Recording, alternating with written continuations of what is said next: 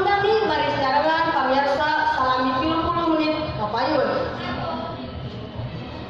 Balantik di tempat wisata kasisir Pangandaran titela bisa mendatangkan keuntungan.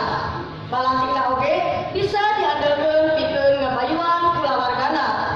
Sumangga nyanggakeun bae wartana. Di kawasan wisata Pangandaran tiba heula buka kiwari teu saeutik nu ngahaja nya kasap tina balantik rupa-rupa kadaharan jeung kaulina. Nu dagangna urang lain bae urang Pangandaran katut sabudeureunnana. Salah sahiji nu dagangna teh nyaeta Ude Supiatna, urang warga Garut nu geus belasan taun dagang masor cuanki di basisir Pangandaran. Nurutkeun Ude, ari peuleupkeun mah balantik cuanki di basisir Pangandaran teh ngadatangkeun kauntungan. Balantikna Ude oge bisa ngabaruan kulawargana dina ladang balantikna teh.